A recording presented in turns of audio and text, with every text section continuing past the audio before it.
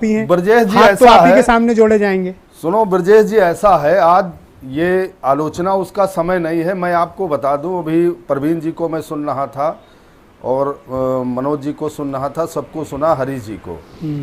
मैं आज आपको बता दूं कि जिस तरीके से व्यापारी 21 दिन में, अर्थशास्त्री 21 दिन में, इसको भाई कोई बुरा मत मानिएगा, हम आपके साथ हैं पूरी तरीके से।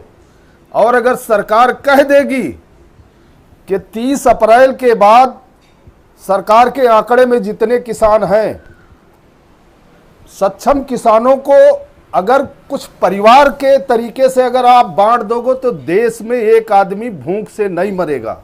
मैं आपसे वादा करता हूं, किसान के पास सब कुछ है, लेकिन जितना प्राइवेट सेक्टर है, अधिकारी हैं, नेता हैं, देखो विधायकों सांसदों ने कहा कि हमारे विधायक निधि से फेसबुक पे चल रहा है, इतने लाख रुपए दे दिया। अरे तुम्हारे बाप की है विधायक निधि? तुमने क्या दिया अपने खेत खरियान से? आज देश को जरूरत है, मैं किसान का बेटा हूं, देश के लिए जो देना पड़ेगा वो किसान देने को तैयार है।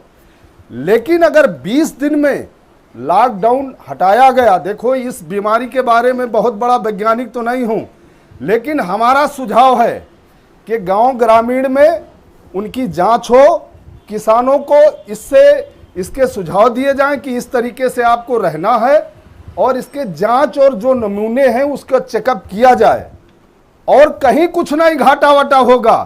अरे हम 70 सालों से घाटा बर्दाश्त कर रहे हैं, 70 साल से 20 दिन में पूरा देश हाथ फैला रहे हो आप लोग।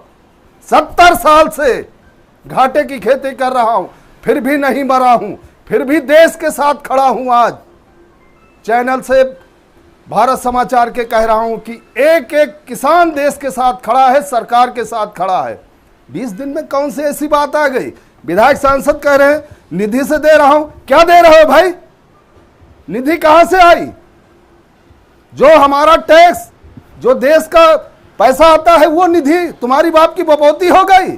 क्या नाटक बना रखे हैं विधायक सांसद?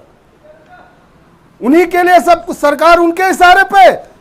देश अगर गांव ग्रामीण को छोड़ देगा ब्रजेश जी, मैं फिर भी कहता हूं कि अगर इस हिंदुस्तान को, भारत को जिंदा रखेगा तो किसान रखेगा। आज BMW की फैक्ट्री नहीं चल रही, बड़े बड़े रेस्टोरेंट नहीं चल रहे, लेकिन गाय दूध दे रही। किसान खेत में जैसे काम करता था वैसे कर रहा, रात में भी कर रहा, दिन भी कर रहा है। सोच बदलो। अगर दुनिया को कोई जिंदा रख सकता है तो किसान, गांव ग्रामीण। कल अनाज नहीं होगा तो कहां से पैसे लाओगे, कहां से निधि आएगी? विधायक जी, सांसद जी, शर्म खा, चुल्लू भर पानी में डूब मरो। निधि की आप बात करते हो? मैं किसान का बेटा हूं, उत्तर प्रदेश और हिंदुस्तान के किसानों की तरफ से। किसान भी एक किसी आदमी को भूख से नहीं मरने देगा। मैं उत्तर प्रदेश के मुख्यमंत्री को वादा करता हूं कि गेहूं खरीदारी में अगर प्रदेश को कुछ जरूरत है तो हर क्विंटल पे हमारे ऊपर लगा दो, हर किसान एक एक दाना आपके देगा और तुम्हारे साथ खड़ा है। धन्यवाद भाई हरनाम सिंह। आप ही जैसे योग्य, बेहतर नागरिक, जिम्मेदार नागरिक, देश को मजबूती के साथ खड़े रखने वाले किसान भाई जो हमारे अन्नदाता हैं, शायद ये देश की एकता, इस देश की ताकत, इस देश की मजबूती, और हम सब भारतीय समाज खड़ा है तो उसके बहुत बड़े पिलर आप लोग हैं।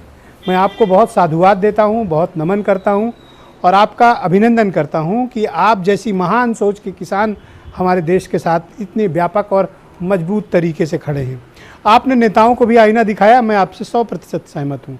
बहुत बहुत शुक्रिया, धन्यवाद, थैंक यू। आप सभी का बहुत बहुत धन्यवाद इस कार्यक्रम को देखने के लिए, थैंक यू।